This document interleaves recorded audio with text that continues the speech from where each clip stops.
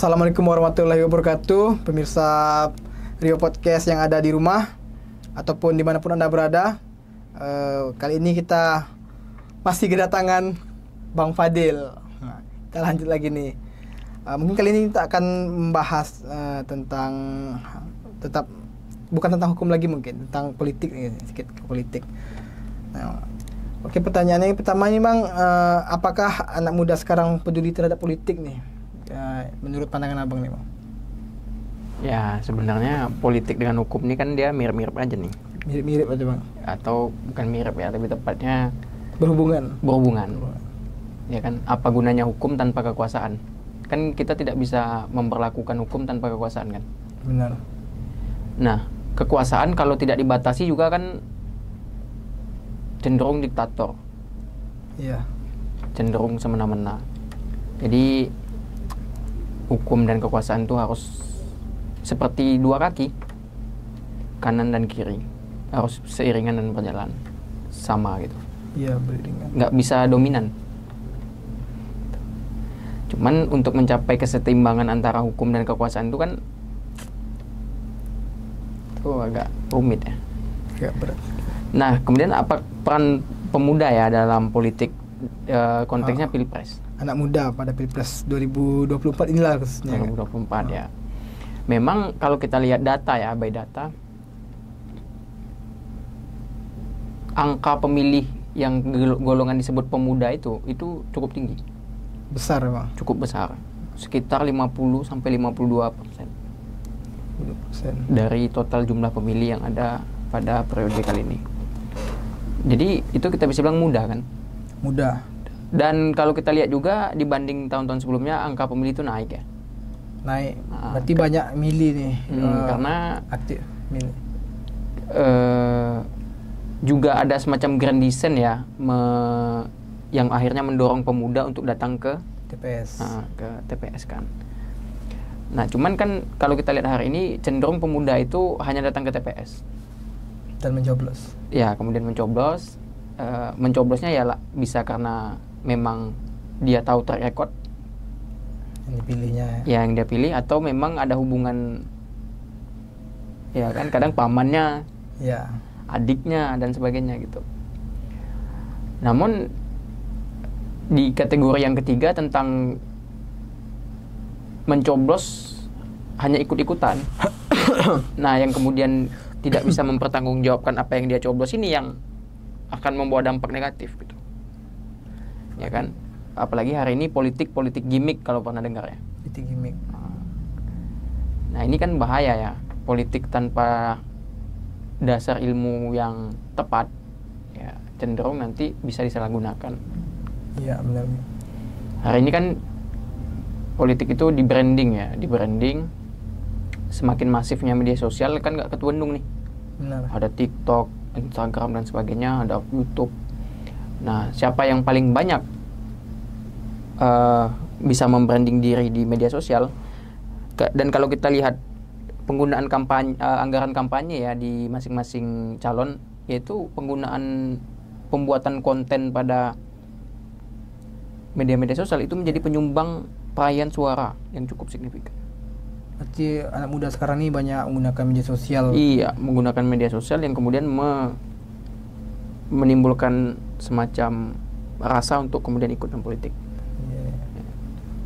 Kemudian berkaitan dengan pemilu juga nih Bang, sistem demokrasi ini kan berhubungan dengan pemilu kan. Apakah sudah tepat nih Bang diterapkan di Indonesia menurut Abang?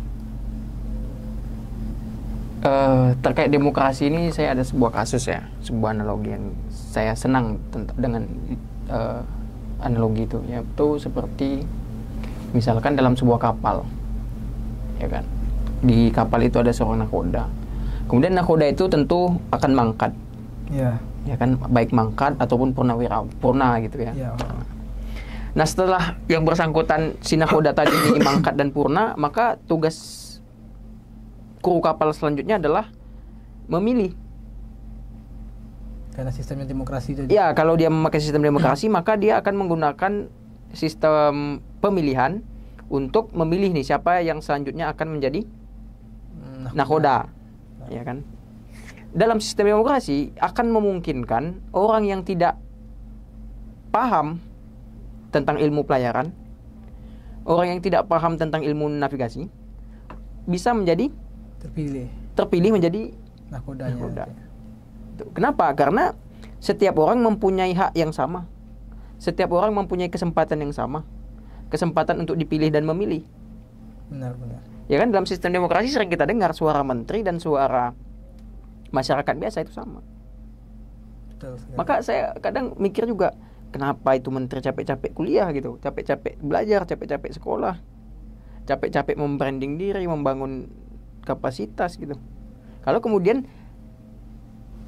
suaranya sama saja nih dengan orang yang mungkin tidak satu grade dengan dia gitu.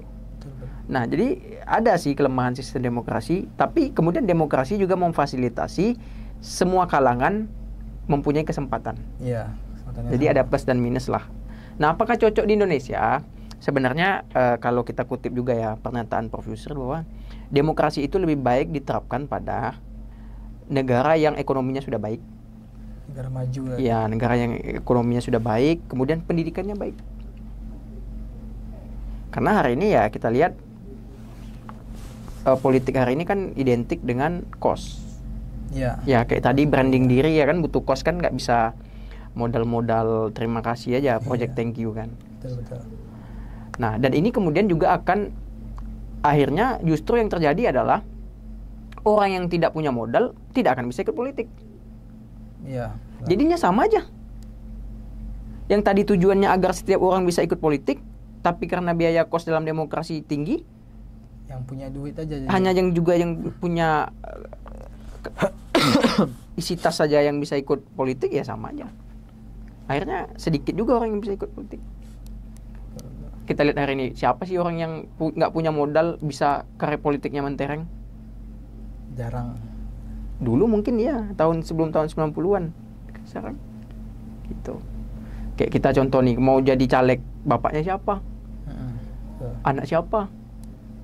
Kalau dia tidak bisa membranding diri ya nggak mungkin. Gitu. Mungkin itu. Jadi belum cocok nih Indonesia nih, belum lah lebih tepatnya. Ya dia harus. Jadi ini kalau saya bilang, kalau istilah anak muda, udah jalani aja dulu, ke depannya nanti kita lihat. Jalani aja dulu. Jadi ini tagline ya, jalani aja dulu, nanti apa yang kurang ya dilengkapi lah. Iya. Mungkin gitu. Karena kan angka pendidikan Indonesia masih rendah kan. Iya, betul. Kalau data terakhir tuh kan sempat viral ya, Presiden mengatakan bahwa angka S3 dengan S2 sangat jauh, S2 dengan S1 jauh juga, S1 dengan SMA lebih parah lagi. Yang SD hampir setengah penduduk Indonesia rupanya SD. Betul. Gitu. Nah, itu dipaksa menerapkan demokrasi. Belum cocok, belum tepat itu. Ya, karena hari ini kalau kita lihat demokrasi ini ya mungkin karena jalani aja dulu ya. Ini mungkin nanti tagline YouTube-nya jalani aja dulu, mungkin bagus juga ya. Jalani aja dulu. Kalau kita lihat kan demokrasi kita kan makin lama kan belum menuju kepada sistem perbaikan. Iya. Kalau di Amerika itu kan ya e-vote. Orang bisa memilih di HP, handphone. Atau nanti lewat kantor pos. Ada surat suara dimasukin ke kotak surat, nanti diisi oleh yang pemilih, dikirim lagi. Coba di Indonesia dibuat kayak gitu. Di apa contohnya di Filipina aja, negara tetangga kita itu sudah mulai e-vote. Tapi kita masih juga datang ke TPS, ada bilik suara, ambil paku, cucuk orangnya misalkan, atau cucuk gambarnya, hitung lagi manual. Akhirnya apa? Kosnya tinggi. Ada banyak pengorbanan yang diperlukan. Makan waktu juga. Memakan waktu yang cukup panjang gitu. Nah, tapi kalau kita lihat demokrasi Indonesia unik juga katanya. Apa keunikannya nih? Ada yang mengatakan kalau di negara maju itu hasil demokrasi itu bisa diketahui 1 sampai berminggu hasilnya. Iya. Nah, ada yang mengatakan Indonesia ini hasil pemilunya itu bisa diketahui sebelum pencoblosan. Sebelum pemilihan. Udah tahu. Ini bakal duduk, ini enggak gitu. Jadi unik sistem pemilunya. Kalau di negara maju itu sejam lah paling cepat, atau bisa berminggu, bisa berhari-hari itu baru tahu pemenangnya ini. Kalau di Indonesia belum nyoblos. Nah, udah diproyeksi tuh. Ini sekian, ini duduk di sini, nanti ini duduk di sini. Luar biasanya Indonesia. Luar biasa Indonesia. Kemudian pasca pemilu nih Bang, hingga tanggal 20 Maret hari ini nih Bang, yang merupakan penetapan hasil pemilu nih. Dari proses rangkaian pemilu sendiri Bang, bagaimana nih pandangan Abang nih? Yang mulai dari 14 Februari kemarin hingga sekarang, rangkaian-rangkaiannya itu menurut Abang gimana nih? Ya, kan pemilunya ada pra-pemilu, Pra-pemilu. kemudian pemilu, kemudian pasca pemilu. Ya. Kalau pra-pemilu ya sudah menjadi apa ya? Udahlah, biar orang itu yang bahas. Ya kan, mulai dari pencalonan 02 misalkan gitu ya kan, mulai dari keberatannya 01 dan 03 ya udahlah. Itu pra-pemilu biarlah mereka bahas. Kemudian pemilu ya, pemilu tanggal 14 ya. 14 Februari. 14 Februari. Kemudian pasca pemilu berarti 15 sampai 20 hari ini ya, 20. 20 Maret. Nah, hari ini akan ada pleno ya. Pleno di KPU pusat. Iya. Ya, 8. 5 tahun yang lalu pleno pusat KPU itu siapnya subuh kan? Enggak ngikuti kali ya. Ya, jadi 5 tahun yang lalu itu pleno KPU itu siapnya subuh dia. Malam, tengah malam.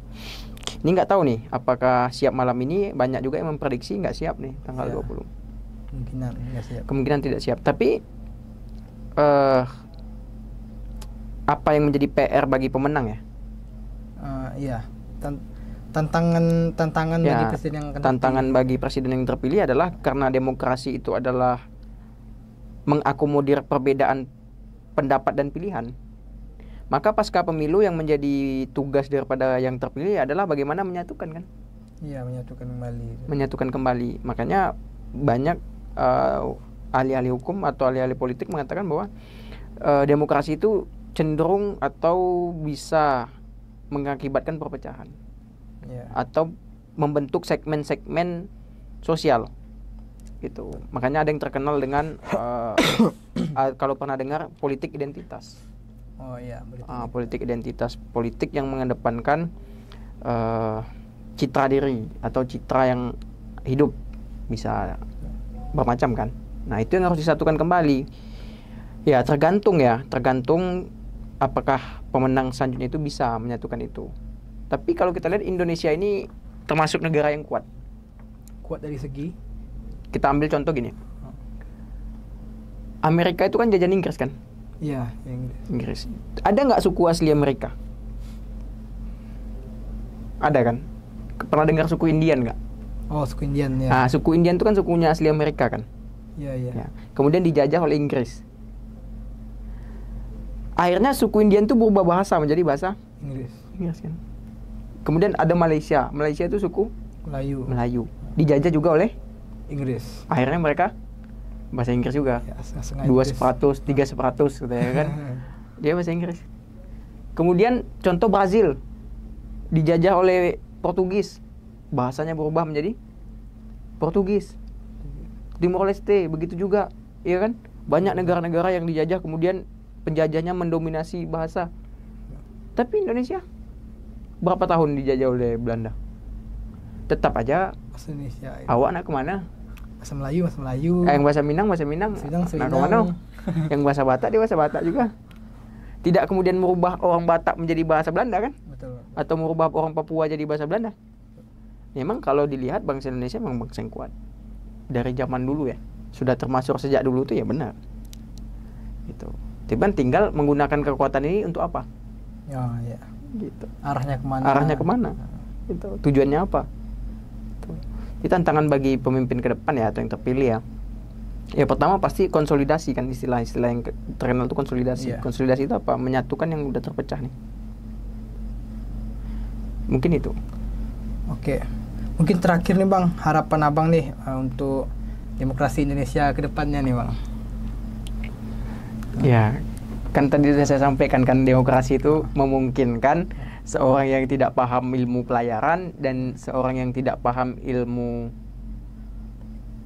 navigasi menjadi nakoda, gitu. Jadi harapan saya bukan ke demokrasinya dulu, tapi kepada rakyat, kepada masyarakatnya, kepada masyarakat Indonesia dulu.